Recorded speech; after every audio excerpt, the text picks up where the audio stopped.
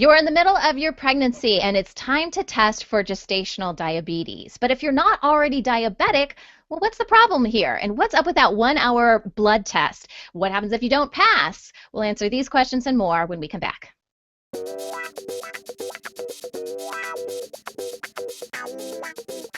Hey everyone, I'm Sunny Galt with the New Mommy Media Network. Thanks so much for being with us today. We are partnering with Pregnancy Magazine to answer the question, why am I being screened for gestational diabetes? And our expert today is Dr. Shahan Chowdhury. She is a concierge family medicine doctor with Diamond Physicians in Frisco, Texas. So Dr. Chowdhury, thanks so much for being with us today. Thank you very much for having me.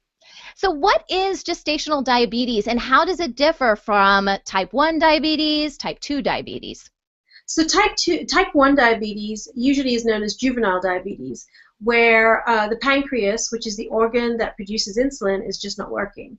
Type 2 is known more as the adult onset diabetes, where the pancreas is not making effective insulin or not enough insulin.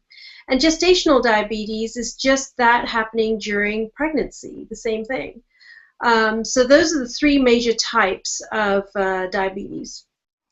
All right, so what is this process like for a mom? Let's say you've never been pregnant before. We mentioned this typically happens kind of right in the middle of your pregnancy. What can a mom expect if she hasn't had a baby before and all this is brand new? So they'll expect to be sent to a lab to do a test. That test is called a 1 hour glucose tolerance test. And so they will have to drink a really sweet drink. And after an hour, they'll get their blood drawn, and they want to see if the sugar, if their pancreas can produce the right amount of insulin and take care of that sugar. So that's usually the first thing they need to do. There's two outcomes. One, it could be totally normal, in which case we're great, go on with your pregnancy. But if you're a little on the borderline or a little high, you might be asked to do another test similar to that one. It's a little sweeter and the tests are a little longer. And that one's usually a 3 hour glucose tolerance test. And same thing, they'll be checking the levels at different times to see if your body can handle that sugar. So I have a little bit of experience with this because with one of my pregnancies, I went in, I had the 1 hour test, and some of the results, because I know what it classifies it in like 4 different results I think you get back, and they talk about it like, well, if you have one of the 4, you're kind of being monitored for a little bit. Can you explain a little bit more about how that works and the results that you're actually getting back from the test? So the results will determine whether you can be monitored, whether we need to aggressively address the diet, and whether you need basically medication. So that's where those broad categories come into. Because some people might need medication and others can just watch what they're eating.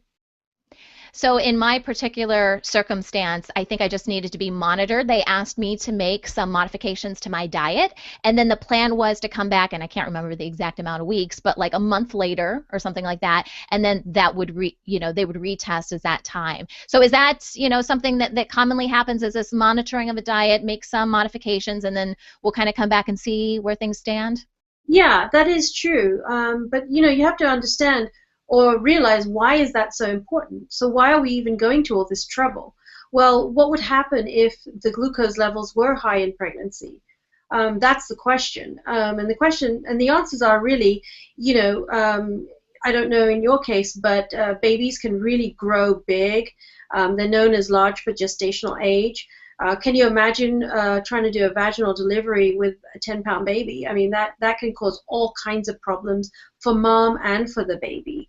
And so we find that, if glucose is not well controlled, the babies are big, we may have to default to a C-section.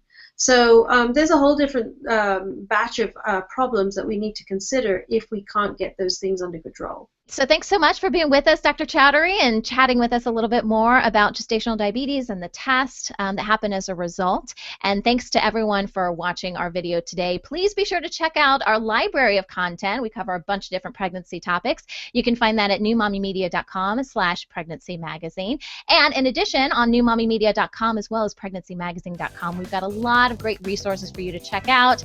Lots of great blog posts. We do product reviews. A lot of good stuff over there to help you step by step throughout your pregnancy.